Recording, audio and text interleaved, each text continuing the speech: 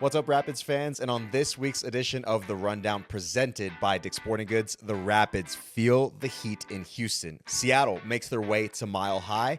And then for Off the Pitch, we're going to bring in Josh Atencio. That and more on the Colorado Rapids podcast. Let's get into it.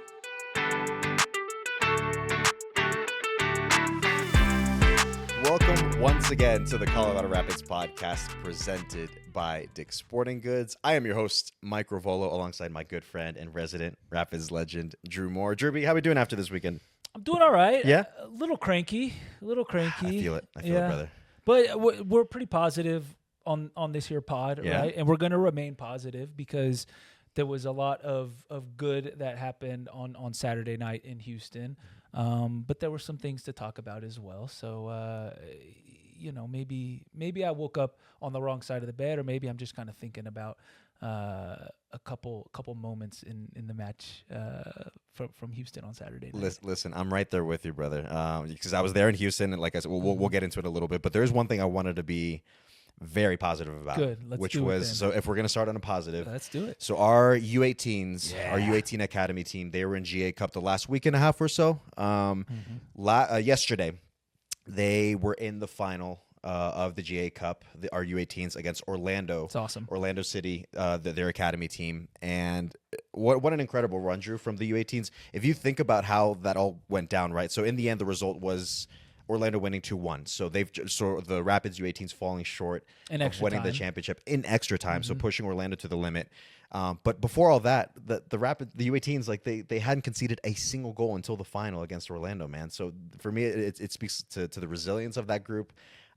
Just working as a collective, fighting for each other. It showed in the final as well against Orlando. You can see that very clearly. Some good saves from Kendall, so who we know has gotten a few reps here and there with the first team in training. I think nothing but love and affection and being able to commend these young men for the effort and the accomplishment that they made and making such a run, man. Awesome stuff. And GA Cup it's a brutal tournament because it's each day there's like a day or two off in between, but these guys are really being tested, and it speaks to the level that those guys performed for the week, but also the potential that these players have to make second team and first team appearances and minutes in the future, and a lot of those guys that were big parts of this run to the final at GA Cup are getting minutes with the second team and training regularly with them and occasionally training with the first team. And so it's a nice little proof of the academy's in a really good spot right now and have some exciting players there. And you look at Rogelio Garcia and Max Simpson and Vincent Rinaldi and Grant Gilmore and a couple guys that can play at that level, but that have remained with the second team as well. And Kendall Starks in goal, right, who was an incredible performance. And I'm not naming everybody, and some of those guys are going to be mad at me for not doing so. But what a great run, and just super excited for them. It was a lot of fun to keep up with GA Cup this year, and like I said, speaks to the potential of this club moving forward. Yeah, and along the way before that, the penalty shootout that they had in the semifinal against Atlanta United. If you guys have not seen that, go back and watch it. Dramatic as can be, especially with Kendall stepping up big time with one of the saves that he had in that PK shootout, which was tremendous. But again, man, nothing but love and praise for the U18s and for the coaching staff and for everybody involved in that to make that run. Because as you mentioned, Drew, it is grueling. That GA Cup is very grueling for all these young men who are trying to prove themselves and more often than not trying to reach the professional ranks, right? However that manifests. But this, have to be super, super proud of the U18s and doing what they did at GA Cup over the past week and a half or so. Absolutely. Well done, lads. So showing our love to the young bucks there. We have to give them the praise and love that they deserve. But we're going to move on to the first team side of things, right? So this past Saturday that the Rapids were in Houston at Shell Energy Stadium to take on the Houston Dynamo, and of course this was it was going to be a tough match. Houston lower kind of in the rankings, but still a tough place to play at Shell Energy Stadium, and Houston kicked things off in the scoring, Drew. Too passive in the penalty area from the Rapids defense, and we talked about Griffin Dorsey. He creates a lot of opportunities for Houston down that right side, and Bassi puts the ball in the back of the net. And so Colorado, they had some chances in the first half, couldn't take advantage of them. But this is one where Hoffa creates his own luck here, earns the PK. Not sure what the young defender from Houston's doing there, Awadesu, but the Georgi Mihailovic to Rafa Navajo combination sets up another penalty kick, and Rafa knew this was going to be a penalty a couple seconds before it even happened. He's so savvy, and of course Georgi doing his thing here, Mike. I mean, who else but Georgi? And it becomes more difficult the more penalties you take, right? Goalies know where you go, what your tendency is, and Georgie just continues to put the ball in the back of the net. And then the Rapids, we're going to follow up on that first goal with another goal here, this time Hafa on the score sheet. And the Georgie Hafa connection, I want to highlight, and it doesn't quite catch on the highlights, but Kevin Cabral winning the ball high up the field, creating a second attack at Georgie. And Hafa, we don't often see him taking guys on to score goals, but he's more than capable of it, and buries this one, his 5th of the year. The Rapids thought they saw this one out until Andre Linger, the new DP for Houston, tied things up. Yeah, and credit to him, right? His opening press conference, he said that he's a warrior and he's going to do everything he can for Houston to win games. And again, just a little too passive in the box for the Rapids, and it's a tough pill to swallow in injury time there. And so you all saw in the highlights, for those of you watching on YouTube, that you saw Zach Steffen there at the end. He unfortunately got a red card after the final whistle, so he will be unavailable for the next match for the Colorado Rapids here at Dick's Sporting Goods Park against the Seattle Sounders. We will get into that preview shortly. But in terms of the stats, let's look at the stats real quick, Drew, in this matchup between the Houston Dynamo and the Colorado Rapids. So in terms of shots, Houston had 15 versus the Rapids 13. Houston had 8 shots on goal versus Rapids 3. Corners, 6 for Houston, 4 for the Rapids. And then possession, as we've discussed going into that match, this is what we kind of expected, Drew. 59% of the possession for the Houston Dynamo versus 41% for the Colorado Rapids, where Houston, this is a possession-based team. They love to hold on to the ball, and I think they do a good job of it. I think their issue had always been how do things manifest in the final third, which I think this time around they were more opportunistic more than anything. So that's how kind of things played out there. After looking at the stats, looking at the highlights there, and we as we typically do, go up and watch the game back just to kind of maybe see some things that we didn't notice here the first time around. What did you make of the match overall between the Dynamo and the Rapids, Drew? Well, and I said it at the start, I'm a little cranky today, right? And we are positive, and there are a lot of positives to take, because overall it's a good performance, right? On the road, it was a good team performance. We created a lot of good opportunities. Darren Yappy looked good again. Rafa Navajo continues to look good. Georgi Mihailovic doing his thing. But this is a game that you absolutely have to win, right? For me, not enough guys stepped up in key moments to make sure you take all 3 points, right? And I think you can look to the goals, absolutely, like just too passive defensively, not enough discipline, not enough aggression, not enough. I am not going to allow Houston to score in these moments. But also on the other side of the ball, there's some opportunities to go and put this team away, whether it's poor quality in finishing, whether it's poor decision making, right, making extra pass, upgrading the shot.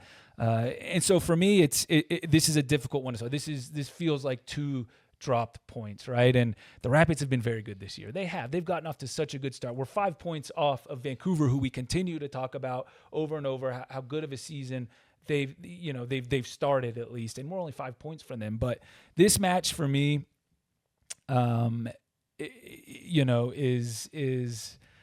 one that you have to win, even on the road against a team that is struggling a little bit. You had them right where you want them, up 2-1 late. And you drop 2 points, and so I think if this happens in September, October, it's unacceptable, and so it is a little bit right now because this is a game that you have to win. Like I said, the players need to step up in big moments, in key moments, and make plays, and I feel like you let Houston hang around. And you get punished at the end of it, The positive spin is that you're pissed off, extremely pissed off. You were there, Mike. Mm-hmm. Sounds like guys were pissed off about dropping 2 points on the road, and that's a good sign, right? But it needs to be, thought about. How can we be better in this situation next time? Because we will be in this situation again, and make sure we do take all 3 points. Yeah, just as you mentioned, Drew, I was there on the ground with the group in Houston, and Yeah, like guys were not happy. They were not happy with how things played out. The expectation being that they were going to walk away with all 3 points from a tough place to play. Again, like I said, Houston is further down on the table, but they still, for me, they still do a good job of possessing the ball, and it could cause problems for teams. Like I said, it's usually the final third where they have struggled a little bit to show have something to show for all the possession that they have. In this game, they happen to be opportunistic, right? If we looked at the expected goals, where the Rapids were close to 3, and Houston had a little more than 1, right? So that almost kind of, in this sense, the stats did tell the story a little bit of how the match did go down. That's what the score should have been. Yeah, 3-1. Yeah. At least a victory for the Rapids, maybe even a 2-goal victory from my eyes. Yeah, and we didn't have it in the highlights this time around, but there were some moments before Houston scored their first goal late in the first half. You know, Hoffa has that one with a beautiful ball from Josh, who very direct, very straightforward, but put Josh put Hoffa into a perfect position to kind of hit the ball over Jonathan Bond, new keeper for Houston, and just goes right over the goal. A couple of chances where it's some good interplay, good builder from the Rapids, and Jonathan Bond steps up to make some saves for Houston.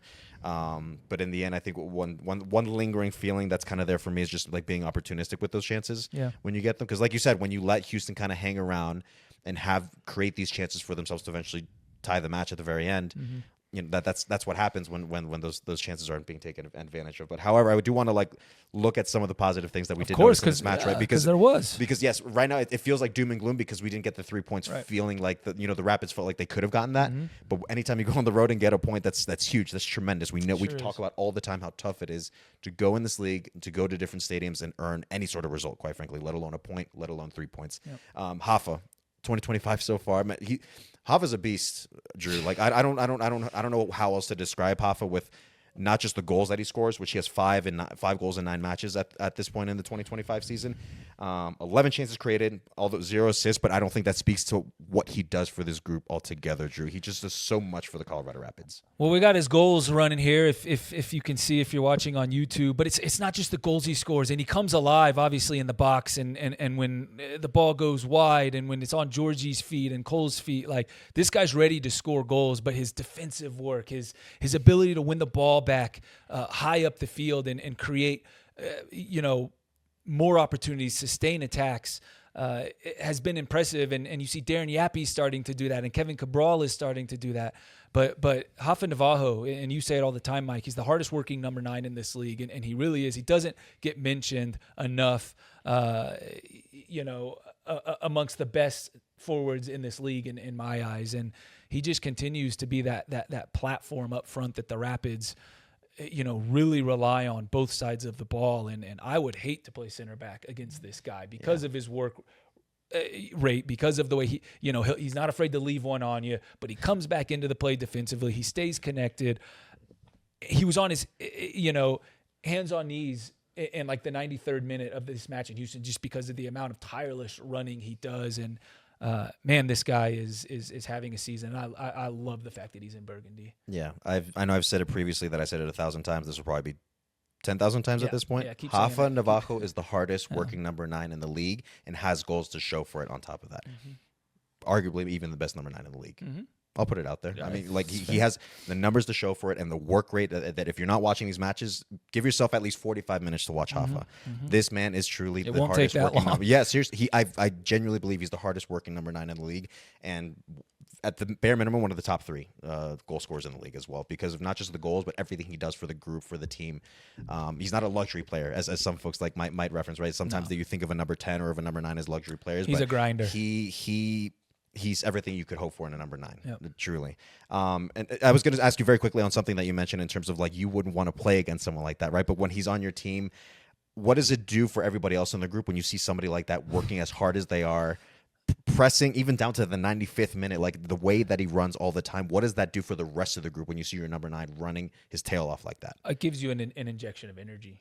It does, right? It's like this guy is running through a brick wall for me right now. I need to go and run through a brick wall for him, and it reverberates around the squad. It does, and if you're not doing it, then you're hurting him, and you're hurting yourself and you're hurting your team. Like you see a number 9. If I'm a center back and I see my number 9 working like that, man, like I am feeling energized and feeling like we can stop any team, and it's such a positive to have. And Hoffa Navajo, is great in that, and he's a leader because of it, right? Not always with his voice, because he's still, there's still, although his English is coming along extremely, extremely well, but he's a leader because of that, because of the example that he shows, because of the energy that he puts into it, because of his physical numbers. He's a leader because of it, and he's as important as anybody in this squad right now.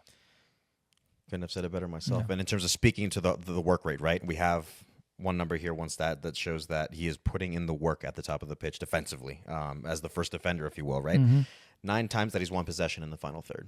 So I think that's one of the highest in the league, if not the highest in the league, in terms of the work rate that he's putting in defensively in the opposing team's half, to be able to earn that ball in their half and just go the other way and hopefully score a goal himself if he's not setting somebody else up for a goal, or earning a PK call, when you're putting the other team on the back foot. So it's impressive, man. And that's once a game, and that doesn't sound like a lot, but when you're winning that ball to Georgi Mihailovic and Cole Bassett, and you're getting it high up the field when teams are stretched out and trying to go on the attack, it becomes huge, and it translates to goals and opportunities created. So I think in the end, Drew, with this Houston match, to kind of put a cap on it, positive that we can take the 1 point away from it, right? But as you mentioned, that the guys, and I saw for myself that the guys were not pleased with how it ended, knowing that they could have walked out with 3 points. But seeing Hoffa getting on the score sheet, seeing the performance, I think overall, which is good, outside of just seeing a few moments out in that match, this was still a good performance and something to take away. And speaking to the consistency that Chris and the rest of the players have been talking about, that they want to try to find, because we had results where we'd win one, we'd lose one, and then it kind of went like that for about a month or so. So albeit, again, this is a draw, but this is very much something to build off of. Just a couple things that you tweak and are more attentive to. This is very easily 3 points for the Rapids. Absolutely. So very, very much something to build off of. And kind of going off a little bit in terms of a good close friend of his. So this is in relation to Omir Fernandez, who the Colorado Rapids traded to the Portland Timbers for $200,000 in general allocation money plus incentives. Of course, we're going to wish Omir all the best, man. Like he was someone that you would see fairly often in and around the locker room, since you're around the team more often than not, and was just a good presence in the locker room. Contributed. We talked about Omir so much this season with his contributions, particularly like off the bench, being opportunistic in that sense. So obviously, we're going to wish nothing but the best for Omir and his time in Portland. But what did you make of that trade and the news and that news coming from the Rapids? Well, on a personal level, it's always tough. This is a hard side of the business, And Omir, what a guy. We had him on the pod a couple times, and just such a positive guy, such a funny guy, such a great guy to be around, And he's going to go and be a great guy and a great person for Portland, and he's going to be a great player for Portland, because Omir is a special player, right? Obviously, he's not somebody that wants to come off the bench, right? Like very, very few players do, obviously, but he's found himself, I think, in a situation here where he did have some good moments off the bench. But when you have some young players that this Rapids club does have in the Wayne Fredericks and the Ted Ku DiPietros and Sam Bassett's and Alex Harris's, right, it becomes difficult, and you have to develop these players, and they need to get minutes, and unfortunately, for us who loved Omir and loved having him around and loved watching him play, it means he's found a new spot for himself where he can go and have a new opportunity and go and try to leave his imprint for a Portland side that's fun to watch, and that he could have a nice role in, because he wants to be on the field. I want to see Omir on the field, and yeah, we absolutely wish him nothing but the best. And like I said, this is the hard business side of things that happen sometimes. Yeah, listen, and I think for fans it can be difficult sometimes to gauge that, right? Because we have the fortune of being able to interact with these guys almost on a daily basis and get to know them as human beings. Yeah. And as a fan, sometimes all you think about is the guy with his last name on the back of the jersey and the number, and how he did on the night, on Saturday, on the weekend, and that's kind of how you judge them, both as a person, as a player. But for me, the dagger to the heart was Friday when we put that the news out on Instagram. As I see just a couple emojis from Hoffa commenting on the post, expressing kind of how sad he was, because those two were tight, man. Those two were really tight. So good. Speaking to the fact about this is part of the business, right? Yes, it is part of the business, but it does not change the fact that they're human beings behind all this, right? Hafa commenting on the post, expressing how how he felt about it, right? Like it is the business, but it doesn't mean that you're not seeing a friend leave you and go to a different place, and that's tough to deal with, man. That is something that is a reality that players and coaches have to deal with, whether you like it or not, in terms of how these things go. These are still human beings that have emotions and feelings, and might feel a certain way about how these things play out. So I just wanted to kind of make a mention of that, because sometimes I feel like that can get lost sometimes in the midst of like the business side of things, in terms of the money, going one way, a player going the other, and whatnot. So that's something I just kind of wanted to emphasize a little bit, so that I think it would help everybody to be aware of that. Of course. And fair to Hoffa, like this was somebody that he was close to and will probably remain close to, right? And you develop these relationships with your teammates and your coaches, and it's never easy to see them go. Wish them nothing but the best. And like I said, I know Omer is going to go and be Omer, and I'm excited to see him have new opportunities in Portland. But yeah, it's never easy. Yeah, hopefully finds himself a New York slice out there in Portland. Maybe one that he enjoys. I know he was having a tough time here in Denver, but hopefully wish him all the best on the pitch, and hopefully finding a good New York slice in Portland as well. So all the best to Omer, man. We really do wish him all the best on his new ventures. But moving on to, as we typically do, right after we're done recapping the weekend action, is we got to talk the app, man. We got to talk the Rapids app, because like we've gone on and on about it in terms of like the benefits that you get from it, how convenient it is, right? So like I would highly, highly, highly advise everybody, if you haven't already. I know I did a while ago. Drew, I know you've got it. Absolutely. I know our folks here at the club have it as well, because it's helpful for everybody, even for folks who work at the club, in terms of being aware of what's going on with the Rapids, right? If it's news, if it's highlights, if it's, like I've mentioned before, the in-game experience, right? Make sure you have your ticket ready to scan into Dick's Sporting Goods Park and find whatever food, whatever merch, whatever it is, anything pertaining to the game day experience. It's super convenient. It's your one-stop shop for everything Rapids. So I'm gonna go on about it, but I promise you, it is. That's a Chris Armas. It's cool to see, though. Yeah. if you're a Rapids fan, it's like the little app icon. Yeah, like it's burgundy. It sticks out. I'll say that with all the apps that I have on my phone, it does stick out. So it's very easy to find on your phone if you're like scrolling around trying to find your apps on your phone, and then on top of that, just everything that comes with it. So we've gone on about it quite a bit, but like, listen, so download it. It's free. I must emphasize that it is free of cost.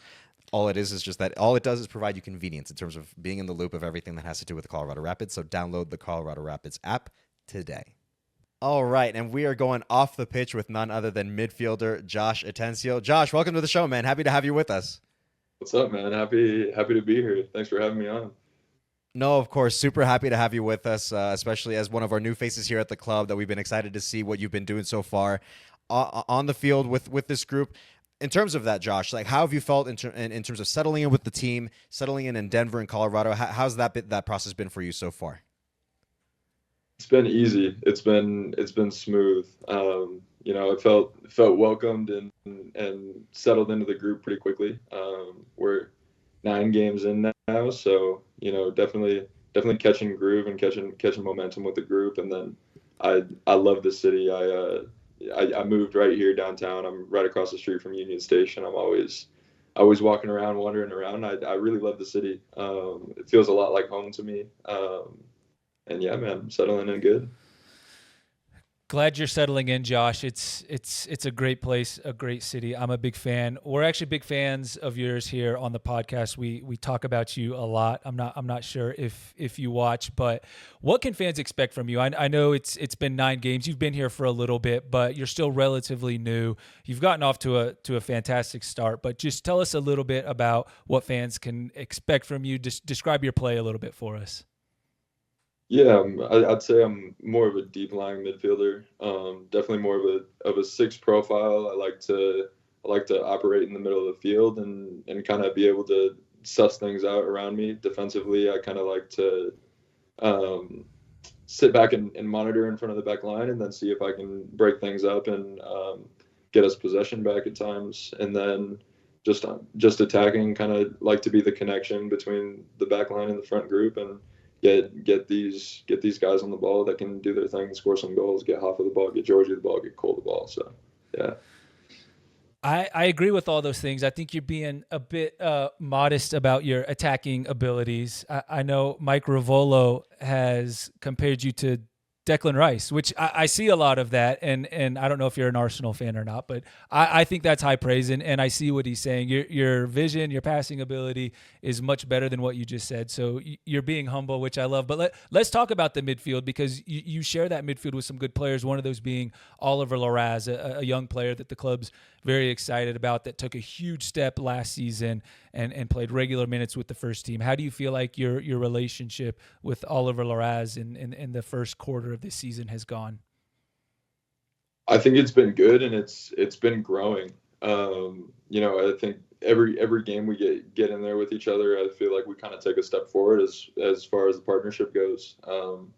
I really like playing with Ollie in there. I think we pair well together. I think like coming into the group, I knew he's really tidy and really technical. But what I've been really impressed with him about is his defensive ability. I thought the other night, especially, he was so crucial for us to break up plays and get us the ball back. And then he's looking forward always, and he's going to get out of tight spaces. So I've been really, really happy with Ollie, and I think our partnership's been good. Yeah. Yeah, I can't exactly argue with that. Like the way we've seen you two play together ever since you joined the club, Josh, has been tremendous, and it's been a lot of fun to watch. So hopefully, more games and more years to come of seeing you guys doing that, performing as a duo there in the midfield. I wanted to talk GA Cup, Josh, because this is something that you've been a part of when you were with the Seattle Sounders Academy, and this time around, as it pertains with the Rapids, the U18s. That this weekend that they made a run to the final, they lost in the end to Orlando City. But how valuable was that GA Cup experience for you when you were with the Sounders Academy, and how did it maybe help you prepare for being in the professional ranks? Yeah, it was an incredible tournament. Probably the highlight of my youth career was playing in that tournament. Just got exposed to so many different play styles and kind of just meaningful games at a young age. A lot of guys from my team have gone on to do great things, and I really think that's a big contributing factor in it. Is I think that tournament turns out pros, and it does so for a reason, right? You get to play against international teams, you get to play against the top MLS sides, you get to play for a trophy. And I was fortunate enough to win one with Seattle, to be the first American team to win that tournament in the top bracket. So it's a pretty special experience for me in the group of guys. GA Cup is a special tournament. We were just talking about it off camera. I don't think, if you've never watched it, if you've never been there, you just don't realize what GA Cup is, and MLS has done a great job with that. And Josh, I want to talk about the Seattle Sounders, because they are coming to Dick's Sporting Goods Park on Saturday night. So it will be your first time to play against your former club, who you're homegrown and from the area. And I remember when I got traded here to Colorado from Dallas, which was my hometown and my hometown team, it wasn't easy playing against, my former team that I had spent a lot of valuable years with. And emotionally that week in training, it always meant a little bit more, And so I know this is your first time doing it. What do you expect emotionally? Will you change it all? Will it be the same? Will you have a little bit of an insider's take on it? Just, I know it's early in the week. What do you expect from that match against your former team? I'm real excited for it. I'm trying to be less excited about it, honestly. Trying to damper emotions a little bit so I can kind of have a clear head and approach the game from a neutral standpoint. But right now I'm pretty excited about it. I'm really excited to see the guys, but most excited to get out there and compete and take 3 points off them at home, dude. That's the one. I love that, because it's listen. I do feel like players talk about it. It means a little bit more to play against not only your former team, but against a team that you probably supported growing up a little bit and everything. So I love hearing that. I'm hoping it's a special Saturday for the team and for you personally as well. And speaking of match days, by the way, Josh, it was on an Elevate episode that we featured you in not too long ago, where you mentioned on game days that you'll go to a pad thai place, have that before the game to kind of, as part of your ritual, as you mentioned, right? Is there a place that you found in Denver and you're like very settled on it? Or is there another, you're still kind of looking around, you're open to finding another pad thai spot in and around Denver? I've been going to Lamai Thai, is the name of the restaurant. I think it's good. They make good food. I've gone there. I've gotten more than just the pad Thai there. I've experimented a little bit, but it's a nice restaurant, and you know, both times I've gone there before the game, we've won. So that's where I'll be Friday night for sure. Perfect, man. Sounds good to me. Then go to Lamai Tai then this Saturday. I think we're in a good spot going into that game against the Sounders. So, Josh, man, we appreciate you taking the time to be able to join us for Off the Pitch. I'm probably gonna have some pod time myself to follow up on the ritual. You know, and then kind of hopefully a little bit more luck that we can use in that direction. But of course, we know you guys are going to put in a good performance on Saturday and do your bit to give something for the fans to be able to cheer you guys on for. So, Josh, thank you so much for joining Off the Pitch, and that's going to be it for Off the Pitch segment. Thanks, guys. Thanks for having me on. All right, Jerby, let's go around MLS. As much as I love Pids talk, let's just go around MLS just so we get a gauge of, as we typically do, as we like to do. I think it's good to be informed of what's going on around the league. So we'll go around the league a little bit and see kind of what's been going around, especially this weekend. We're going to start off with the Western Conference standings. So as it pertains to the Rapids, they're currently in 5th. And going through the table a little bit here with a couple teams. Vancouver, as we mentioned before, they're leading the West at 20 points. Austin, after their result, they managed to get into second place with a -1 goal differential. So they found a way to get into second nonetheless. And then, of course, I think this is just something incredibly newsworthy because they are the MLS Cup champs from last season. LA Galaxy are still winless after 9 matches, Drew. Like that's at that point, this is very concerning if you're the Galaxy. So that's where everything sits right now in terms of the Western Conference.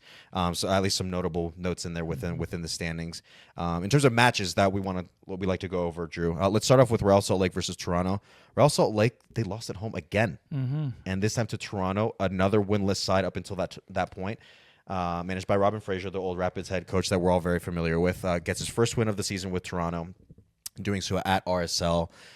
Diego Luna got a red card along the way, which I think looking back on that, I was kind of questioning yes or no. Yeah. Questionable. So he's going to miss their match at San Diego this upcoming weekend, which that is a bit concerning if you're on for RSL. So what did you make of that, Drew, overall? Yeah, a team that's struggling a little bit to score goals. Now you take Diego Luna away from there, who's kind of been has been a huge part of their offense. It'll be interesting in San Diego, but it was a game where Toronto scored early, a bad goal that RSL gave, a bad giveaway that Toronto were opportunistic about, and then proceeded to sit very deep and kind of get battered, but were strong. And Toronto's been playing better, right? Like Robin Fraser has them defensively in a good spot. You go to Salt Lake and don't concede and get your first win. They've got to be feeling pretty good about themselves, even though they're still hovering towards the bottom. It was always going to be difficult because Robin's taking over, a team that's in flux, that, has some superstars, but then, they hadn't been performing in Insigne and Bernadeschi, but still a team to keep an eye on. Robin's somebody who I'm close with, and so congratulations on his first victory with TFC, and for Salt Lake, it's been kind of up and down for them. And it'll be interesting to see how they handle San Diego without Luna. Yeah, I mean, in the immediate future, that's going to be a big concern for RSL. And then, of course, it's not long until we have them coming to Dick's Sporting Goods for Rocky Mountain Cup. But don't get me started. Well, listen, like I'll say, I will say that, like, even if RSL were to come in here last in the West, it's still Rocky Mountain Cup. It does. I'm not really concerned with like where they sit. It's just at the end of the day. What's happening on the day with Rocky Mountain Cup, that's what's going to matter. But again, we'll preview that match once we get around to it. But it's not too far away at this point, Drew. So something to keep on the horizon. It is very much on the horizon.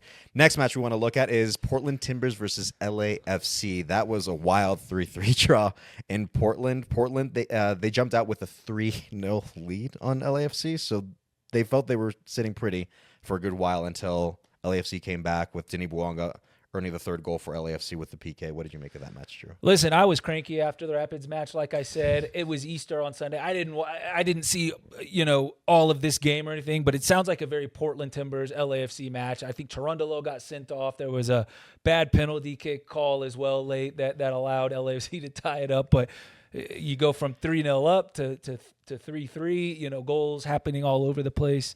It sounds like a pretty exciting late Saturday night match that, between two teams that are capable of scoring goals, but also capable of conceding goals. But the Timbers and LAFC, that they're always going to be difficult when you do play against them. But Giroud got a goal as well, so he's Heck of a goal. he's off the mark, isn't he? But Took long enough though. it did, yeah, it did. Welcome to MLS, Olivier Giroud. I kid. I very much respect him in his career so far. Yeah, like as I've mentioned, I'm an Arsenal fan, so I was kind of hoping for him. As long as it's not against us, that he gets his goal at some point. It did take a minute, but good. He got it. Good to see him get off the mark in MLS with LAFC. And then finally, Drewby, San Jose Earthquakes versus Kansas City. I mean, to call this a barn burner. They played baseball. It looks I mean, like. Call it what you want. First at this baseball point. game and Wild match between these two, where Kansas City goes on the road against the San Jose Earthquakes and they win 5-3. I mean, I'm just gonna ask you, what did you make of this, dude? Yeah, I don't know. It doesn't like everybody wants to bash Kansas City. Here they score 5 goals on the road at San Jose, and that was always going to kind of be the question. And we talked about it before the Rapids played San Jose on match day 3 or 4. That are they going to be able to stop teams from scoring goals? They definitely weren't on Saturday night. They're going to score a lot of goals with Arango and Martinez and Espinoza, but they need both teams need to defend better if they expect to make runs this season. Yeah. Again, Bruce Arena, I think, very much still trying to figure things out with that group. Mm-hmm. And then, of course, SKC, they had just let go of Peter Vermees 2 to 3 weeks ago, so they're in the search of a new manager. But credit to them for winning 2 of their 3 games since. I mean, that's the most inspiring thing that you can find right now, if you're SKC, any of the players and the fans, anybody to do with that organization. So, but we'll see where it goes from there, because usually that little sort of stretch after a manager has been let go, you might find a little bit of luck and unfortune there. But in terms of what it looks like for the rest of the season, we'll see where things go for these two sides. I don't think a 5-3 game is much indication of at this point. Both teams hope that's not an indication of what could happen. Yeah, they certainly hope so. I mean, I'm already looking forward to the next matchup between these two that'll happen in Kansas City. So if we'll see where things go from there. So that'll do it for our around MLS sort of wrap up there, if you will. Now, but let's look ahead to the upcoming match for the Colorado Rapids against the Seattle Sounders. Drew, we know this is a side that's very, very good. I mean, it's the Seattle Sounders. Seattle is Seattle, if you will. Like they are one of the most notable sides in MLS. So this matchup between the Colorado Rapids and the Seattle Sounders is coming up this Saturday, April 26th at 7:30 p.m. Mountain Time. Where else but Dick's Sporting Goods Park? Where else but Dick's Sporting Goods Park? So make sure you get your tickets so you can come to the match and watch your Burgundy boys cheer them on against a very good Seattle Sounders side. If you can't make it, be it here in Colorado or anywhere else in the world, you can always catch the match on MLS Season Pass on Apple TV. Let's look at Seattle's form, Drew, as of late. So with their last 3 matches, they're 2-1-0. The one match that they lost was that 3-0 loss that we had covered in around MLS at one point at San Diego. But then they went on to bounce back from that, get 2 wins, a 1-0 win, at Dallas, and then a 3-0 win, which I felt could have been more, versus Nashville this past weekend. Jordan Morris came back because he was dealing with an injury for a good amount of time, so he just came back from his injury this weekend against Nashville for the Seattle Sounders. In terms of the records, let's compare those two between the Rapids and Seattle. So Colorado are 4-2-3, Seattle an even 3-3. In terms of points, Colorado have 15 points, Seattle have 12, so not much of a gap between two sides that are going to be facing off this weekend, Drew.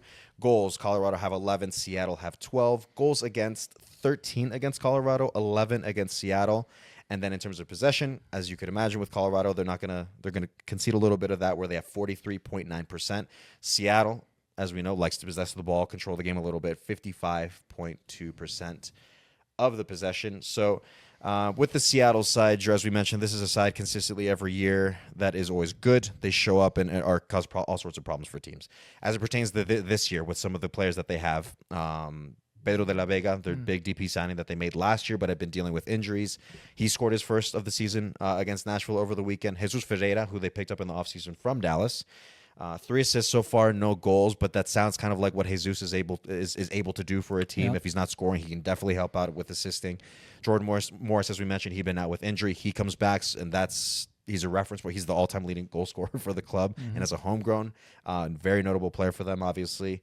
I think it just comes down to the fact, Drew, that this is a side when it clicks, it clicks. Yeah, they're just that good. They are, and they have been one of the best clubs in Major League Soccer in the past 8 or 9 years, right? And they have a core group of players, the Jordan Morris and the Roldans and Nuhu, and Obed Vargas is starting to make a name for himself, and they've brought in Pedro de la Vega and Jesus Ferreira, and they got off to another poor start, which they've had a tendency to do. But like you said, when it clicks, and it's been clicking for them, and it certainly did this last match against Nashville, where the game was done after about 34 minutes. It was 3-0. They did what they had to do against Nashville, and it could have been more, certainly. But I do still think it is a team that is asking questions about its questions to itself about its early season form, right? And I think here at home, at altitude, presents a good opportunity for the Rapids to beat a very good, what is still a very good Seattle team, albeit they've gotten off to a start that they'll consider poor, which is interesting because it's 3-3-3. It's, that's a poor start for Seattle. And that just kind of highlights how good this club has been and how good some of their players are. Jordan Morris is back healthy. Albert Rusnak is back healthy. Joao Paulo is back and healthy. And so I've already mentioned about 10 guys there that Stefan Fry is still one of the better goalkeepers in this league and has been one of the best goalkeepers in this league ever. And so it's a good team that's coming to town on Saturday night. So let's get into how the Rapids can take all 3 points. Yeah, for sure. I mean, we're looking right now, again, you just listed basically a whole starting 11 for them in terms of guys to look out for, right? Because that's again, this is just how good they are, man. Like the Seattle Sounders are a very, very, very good team under Brian Schmetzer, who has had them clicking literally ever since he came into the fold as the head coach in 2016. So this is a side that we know just presents all sorts of problems for any team in this league. But let's pick out one player on your end, Drew. One player from the Seattle Sounders that you're going to keep an eye on that the Rapids will need to keep tabs on over the weekend. Of the 10 that I just mentioned, I'm going to pick one because you told me to, and it's Pedro de la Vega, who missed pretty much all of last year, right, which was his first year with the Sounders. They brought him from Lanús in Argentina. And he's finally healthy, at least appears to be healthy, because he's even missed a little bit of time this season. Scored his first goal of the year, and it was a banger this last weekend against Nashville. Even the week prior in Dallas, a lot of the play is starting to go through him. And I think that's what they've brought him in, right? He's the 10/winger that kind of floats around, gets on the ball, is very direct, very forward-thinking, wants to take guys on, wants to shoot from everywhere, has a good right foot, has a good left foot. He's got the blonde locks going, Pedro de la Vega is a dangerous player that seems to be finding his mojo right now, right before he comes here to Dick's Sporting Goods Park. And for that reason, he is my player to watch. However, he's not the only player. And when this team is passing, when this team is playing as fluid as they can, they're still a very dangerous team. And I think they've had a little bit of trouble deciding what to do with Jesus Ferreira, right? Because Jordan Morris has missed time. He's kind of played as a false number 9, and that's maybe not his position, right? He's got 3 assists. He's a bit more of a playmaker, is Ferreira, right? And 2 of his assists were from this last Saturday. And so he's kind of starting to find his mojo a little bit as well. But I do still think it's a team that's asking some questions of itself, and so when I get into my key to the match, I'll talk about that a little bit more. But who's your Rapids player to watch? So for me, Drew, it stems directly from the fact that Zach got the red card, as I mentioned at the bottom of the recap that we did for the Dynamo versus Rapids match. Zach Steffen will not be available for the red card that he earned after the final was against Houston. So for me, more of the position to keep an eye out on is going to be the goalkeeping position for the Colorado Rapids, right? So who is going to step up into that position with Zach's absence for that red card that he got after the Houston match? We have an Adam Beaudry, right, who going into Houston was listed as questionable, so we'll have to see where he is day-to-day this week leading up to the Seattle match on Saturday here at Dick's Sporting Goods Park. But we know, we have seen, and after just talking with coaching staff and players, they have full confidence in Adam if he's able to step in. Of course, absolutely. But nonetheless, this is, I think, for me, on the Rapids side, this is going to be a position to keep an eye out just because of the presence that Zach provides when he's there. But now that he won't be there, who's going to step up into his step up to the plate in his position and provide that presence in quarterbacking kind of the back line and the rest of the team throughout what's going to be a difficult match against the Seattle Sounders. So that's what I'll be keeping my eye on, Drew, because again, Zach is a presence, and when he's not there, you notice him. You notice when he's there, you notice when he's not there as well. He's a great leader. So in terms of keys to the match, you said you wanted to get into it because you were eager, man. Let's hear it. I want to hear what you think the Rapids will need to do to get the better of this good Seattle Sounders side. I want the Rapids to be the Rapids, and when I think of that, it is putting other teams in fast matches, and that's what the Rapids need to do. And it's very Chris Armas, right? He will want to put this Sounder side here at altitude at Dig Sporting Goods Park in a fast match, because I do think this Sounder side is asking questions of itself still, right? And if you look back a couple weeks ago when they went to San Diego in the first half of that match put them in a fast game, and they couldn't deal with it, right? It was direct, it was forward thinking, it was play forward, run forward, right? Take shots, right? Get them on their heels, get Seattle running back towards their own match. And that game was done 40 minutes into it, right? For that reason. And so I think this is still a Seattle side that if you put them in a fast match, if you play with energy, if you're on the front foot, if you win the ball high up the field, you give yourself a very good opportunity to not only limit what they want to do, but go and score some goals as well. Because defensively, they've shown some weaknesses at the start of this season, and that they can be stretched out, and that they can give up opportunities. That being said, you have to stay focused and concentrated for 90 plus minutes, because this is a side that still has the players that we just talked about that can hurt you, right? But I think if you go out with energy, you wear them out over the course of 90 minutes, and you do it from minute one, this is going to give you a very good opportunity to not only be yourself, most importantly, but to go beat a good Sounder side. Yeah, I'm going to play off that, Drew, because I typically you walk so that I can run in terms of providing my key to the match here, Drew. I love it. But playing off what you said, Drew, we saw it with the Houston match, right? This is something I want to kind of emphasize with the Rapids in terms of what it's going to take to be able to earn a result and earn a win, quite frankly, against the Seattle Sounders here at home. I think the Rapids will need to be opportunistic with their chances. Yep. So if you put them in a fast game, shifting the Seattle Sounders left to right, move them around, get them out of position, and then with quick interplay, with switching the point of attack, whatever it may be, that eventually. But once you put yourself into that position to be able to score goals, take advantage of it. If you're Hoffa, if you're Georgie, whoever is in a position to be able to score, take advantage of it. We saw against Houston, right, where we had some chances. The Colorado Rapids had some chances to be able to put that game away a bit earlier. But then you let Houston hang around, and they tie the match, and you're walking away with 1 point as opposed to 3, feeling like you very much could have walked away with 3. So for me, this match will be key for the Rapids in terms of just being opportunistic against a very good Seattle Sounders side that sometimes will not give you too many chances to have a look at goal, let alone score.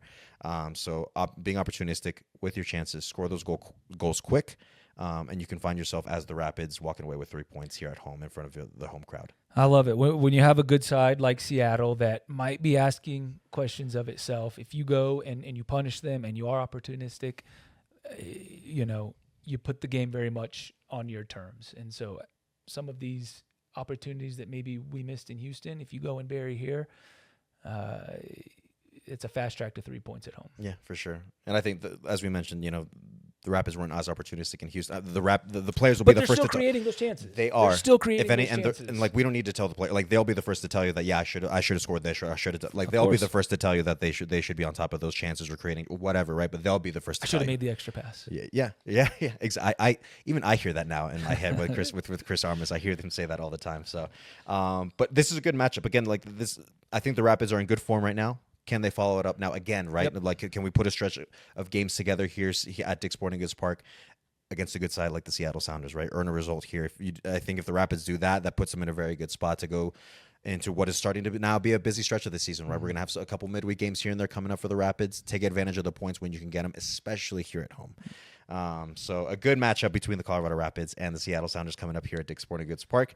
Like I mentioned, that's going to be Saturday, April 26th, 7:30 p.m. Mountain Time. You can always watch on MLS Season Pass on Apple TV, but I would say you're better off just coming here to Dig Sporting Goods Park to join Drew. Myself will be out there, of course, to support your Burgundy boys. It's always fun to come out here to watch your Burgundy boys live on the pitch, support them, and hopefully get 3 points on the night. Yeah, come on out. Yeah, It's a fun place. It's always fun. It's always fun. It's always fun being out here at Dick's Sporting Goods Park for a match day. Before we go, Drew, there's one thing I wanted to close out on with our AMA Ask Me Anything. We gotta. I was trying to keep a straight face, knowing who this question came from. But so we just heard this, by the way. Yes. So we with our AMA, that of course every Sunday morning we will on Instagram we'll put up a poll or a questionnaire for you guys to be able to submit questions to the podcast to ask whatever you want of Drew, myself, like whatever you guys are curious about, right? So this week was very interesting and it was very funny because we got one from a former player, goalkeeper in William Yarborough, who I know is always good for a good joke here and there. You always feel like he's ready to say something. Well, he has. And sure enough, Will did not disappoint. Good to hear from you, Will, by the way. We miss you to bits, man. Will's question, why doesn't Drew age? Why doesn't Drew age? That's a very good question, Will. You want to answer that, Drew? Do I have to answer that? Yeah. First of all, Will, I miss you so much. I wish you were Yeah. on the couch right here with us right now asking that question. And it's funny coming from you, Will, because you were number one at calling me viejo, right? And so, translation, old man. In case people didn't pick up on that already. Yeah, exactly. When you are an old man at 18 years old, by the time you get to 41, it doesn't seem like you've aged, you know? And so, no, I appreciate that, Will. That's very kind of you. You know, I get to hang around a lot of really cool, you know, young players that I'm trying to develop and impact as much as I possibly can. And you know, they keep me young, they keep me fit. But yeah, I don't really know, you know, like, I've got good genes too, but All right, just flexing on everybody, man. All right, yeah, here I go. But yeah, I think when you're coined an old man, the late 20s, early 30s, then like I said, 40s, doesn't seem like you've aged very much. Yeah, you know? I give you so much crap for it, but at the same time, like I was getting it even when I was in college, dude. Like all my friends are like, is the old man showing up to the party tonight? Yeah, I am. Like whatever. And I'll be leaving by 9 p.m. But listen, I embraced it. I was like, you know what? Fine, I'm gonna embrace it. I'm running with it. And you know, I always say it out of love, brother. You know, of course. Yeah, it's always out of love. I get a lot of sleep too. Get a lot of sleep. I wish I got a lot of sleep. Yeah. I feel like I wake up randomly sometimes. I need to get more. I need to work on that. A lot going through that head there, isn't Yeah, there? dude. Yeah. So. But hey, listen, Will, it was very good to hear from you, Will. You know what? Maybe we get him on the pod as a guest, catch up with him, because like, listen, man, yeah, we miss you to bits, so it'd be nice to maybe get you for 10, 15 minutes or so, and we can catch up a little bit, and Rapids fans can hear from you as well. So, but good to hear from you, Will, nonetheless. Anything else outside of that? Because if not, we'll close it out. I have full faith that I won't be as cranky next Monday because the players are going to step up and do everything they can, both sides of the ball, to get all 3 points this weekend. I second that. Yeah. I second that very much so. Again, this is Rapid side right now. I think that they are in good form, and I think they're very much going to want to correct the mistakes of the Houston match from this past weekend. Learn in your losses and your victories. I have full faith that they can do it. I have full faith that they can do it. So I think that's just going to do it for us here on the podcast. My thanks to our production crew, Miles and Rich. Drew B, of course, our resident Rapids legend. Myself, Mike Ravolo, as your Colorado Rapids podcast host. I'm just stumbling on. Let's just close it out. That's it. We'll see everybody on the next podcast. Make sure you come to Dick's Sporting Goods Park to watch your Burgundy boys. That's it. See y'all later.